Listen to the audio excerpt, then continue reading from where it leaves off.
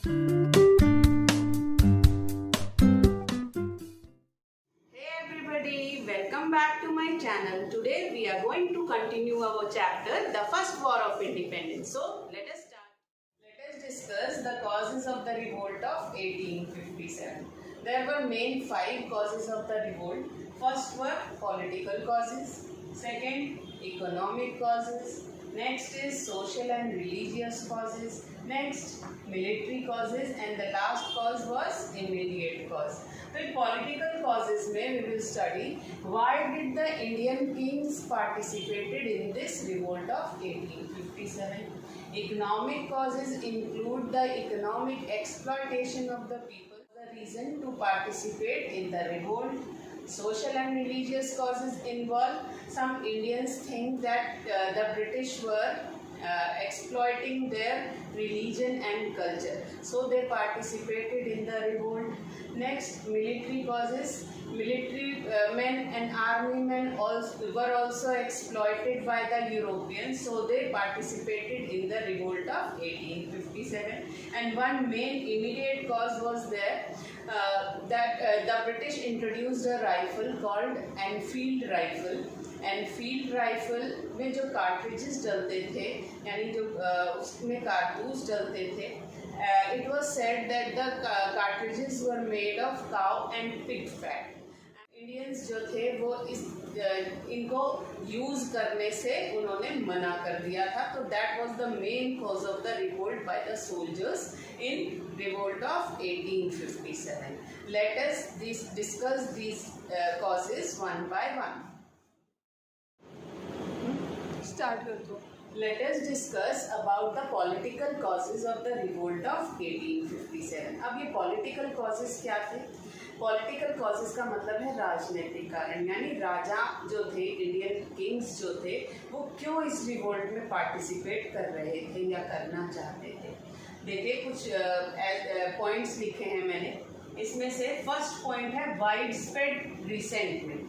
अब wide spread resentment का क्या मतलब है? बहुत सारे ऐसे राजा थे जिनके किंगडम्स जो हैं वो कब्जा लिए गए थे ब्रिटिशर्स के द्वारा. तो उनमें बहुत ज़्यादा नाराज़गी थी ईस्ट इंडिया कंपनी के खिलाफ, इसलिए उन्होंने इस रिवोल्ट में to satisfy their widespread resentment, they participated in the revolt of 1857. Next is doctrine of lapse policy. Britishers ने ऐसी बहुत सी पॉलिसीज बनाई थी जो कि इंडियंस के लिए लाभदायक नहीं थी, यानी नुकसानदायक थी. उसमें से एक जो पॉलिसी थी सबसे ज़्यादा जो प्रभावित कर रही थी इंडियन किंग्स को, वो थी डॉक्ट्राइन ऑफ लैप्स पॉलिसी. इस पॉलिसी के में क्या था? Those kingdoms which do not have their natural heirs, यानी ऐसे किंगडम्स जिनमें कि खुद के कोई उत्तराधिकारी नहीं थे राजा के, those kingdoms were taken back by the British after the demise of the king. ऐसे किंगडम्स जहाँ पर कि खुद के उत्तराधिकारी राजाओं के नहीं थे, उन किंगडम्स को राजा की डेथ के बाद ऑटोमेटिकली जो है वो ब्रिटिश रूल में या कंपनी रूल के अंतर्गत उस पर राज कर लिया जाता था. तो ये डॉक्ट्राइन ऑफ लैप्स पॉलिसी जो थी, उससे बहुत सारे ऐसे किंग्स थे जो कि डर गए थे. Next was violation of many treaties. जब भी कोई किंगडम वो एनेक्स करते थे, ईस्ट इंडिया कंपनी कभी भी कोई किंगडम जब एनेक्स करती थी यानी कब्जा कर लेती थी, तब क्या होता था? राजाओं के साथ जो थे उनके साथ ट्रीटीज साइन कर ली जाती थी, यानी मित्रता संधि कर ली जाती थी, और उनको ये एश्योरेंस दी जाती थी कि आपको आपके किंगडम की एनेक्स करने की वजह से आपको कंपनसेशन दिया जाएगा, यानी मुआवजा दिया जाएगा. लेकिन ये जो ट्रीटीज थी, पहले तो कुछ समय तक वो अपनी ट्रीटीज को बरकरार रखते थे, यानी चलाते रहते थे, लेकिन कुछ समय बाद जब उनकी इच्छा होती थी या according to their convenience they violate their treaties. तो इन ट्रीटीज को तोड़ने की वजह से भी बहुत सारे राजा जो थे वो इनसे नाराज थे और इस रिवोल्ट में पार्टिसिपेट कर रहे थे. Next, Kings compensation stop. अब मैंने आपको बताया जब भी ट्रीटीज होती थी तो उस समय किंग्स को कुछ कंपनसेशन मिलता था, क्योंकि उनका राज्य कब्जा कर लिया गया जाता था, इसलिए कुछ कंपनसेशन यानी मुआवजा देते थे ईस्ट इंडिया कंपनी के ऑफिशियल्स। तो वो कंपनसेशन जो है कुछ समय तक रहता था और उसके बाद उसको बंद कर दिया जाता था। यानी राजा जो थे वो अपनी रोजमर्रा की ज़रूरतें पूरा करने में भी असमर्थ थे। तो ये भी एक कारण था कि कंपनसेशन उनका रोक दिया गया था, इस वजह से भी उन्होंने इस रिवोल्ट में पार्टिसिपेट किया। Next was to restore their kingdoms. Restore their kingdoms का मतलब अपने राज्य को बचाने के लिए भी उन्होंने इस रिवोल्ट में पार्टिसिपेट किया। For example Tatya Tope, Rani Lakshmibai and many more kings were there who wanted to restore their to protect their kingdoms, यानी अपने किंगडम्स को बचाए रखने के लिए इस रिवोल्ट में वो पार्टिसिपेट कर रहे थे। तो these were the political causes of the revolt of 1857। That's why many Kings participated in the revolt of 1857. Economic causes. Economic causes का मतलब था आर्थिक कारण, यानी लोगों की आर्थिक स्थिति पर क्या प्रभाव पड़ा जिसकी वजह से लोगों ने इस रिवोल्ट में पार्टिसिपेट किया। अब आर्थिक स्थिति का क्या मतलब है? लिविंग स्टैंडर्ड्स, इनकम्स, इन पर क्या प्रभाव पड़ा। तो सबसे पहले देखिए, इनमें सबसे फर्स्ट है डिस्ट्रक्शन ऑफ इंडियन इकोनॉमी। देखिए, जब से ईस्ट इंडिया कंपनी जब रूल आया था हमारे इंडिया में, तब से ही हमारी इंडियन इकोनॉमी का एक्सप्लॉयटेशन हो रहा था, शोषण हो रहा था।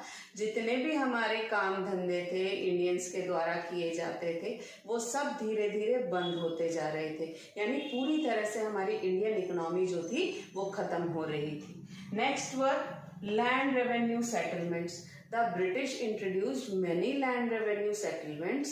लैंड रेवेन्यू सेटलमेंट्स में क्या था कि जितना भी फार्मर्स जो है अपना क्रॉप प्रोडक्शन करते थे उस पर बहुत सारा परसेंट जो है उनको रेवेन्यू देना होता था, यानी टैक्स देना होता था।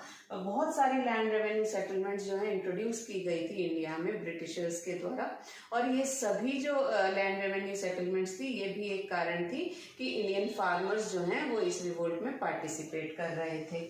Introduction of commercial crops. अब ये कमर्शियल क्रॉप्स को क्या होती हैं?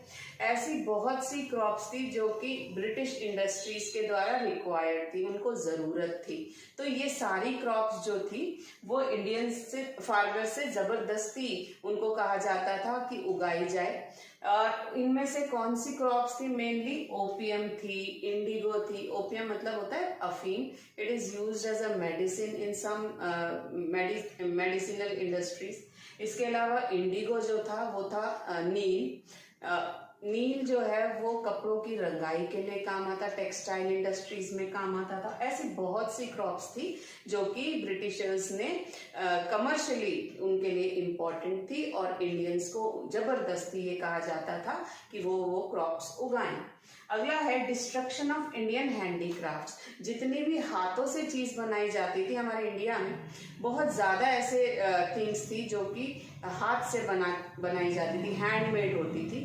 तो ये हैंडमेड जो इंडस्ट्रीज थी वो धीरे धीरे बंद होती जा रही थी, because the British machine made goods flooded the Indian market. यानी हमारे इंडिया में बहुत सारी ऐसी ब्रिटिशर्स के द्वारा मशीनों से बनाई गई चीजें हमारे मार्केट्स में अवेलेबल थी जो कि सस्ती भी थी। इसलिए धीरे धीरे इंडियन हैंडीक्राफ्ट्स की जो मांग थी, डिमांड थी, वो कम होती जा रही थी। Next is unemployment and poverty. अब देखिए, ये सारे रीजंस जो थे इसकी वजह से हमारे इंडिया में लोगों की अनएम्प्लॉयमेंट बढ़ती जा रही थी, यानी उनके पास अब काम करने के लिए धंधे नहीं थे। धीरे धीरे सारे जो हमारे इंडस्ट्रीज थे, हैंडीक्राफ्ट्स थे, वो सब खत्म होते जा रहे थे। इसकी वजह से लोगों में अनएम्प्लॉयमेंट बढ़ गई थी, और अनएम्प्लॉयमेंट बढ़ने की वजह से ही पॉवर्टी भी बढ़ती जा रही थी। तो these were the economic causes of the revolt of 1857. So guys, I hope you have understood today's lecture, and for the next video of the lesson, please watch my next video and subscribe to my channel for latest updates. Thank you and bye bye.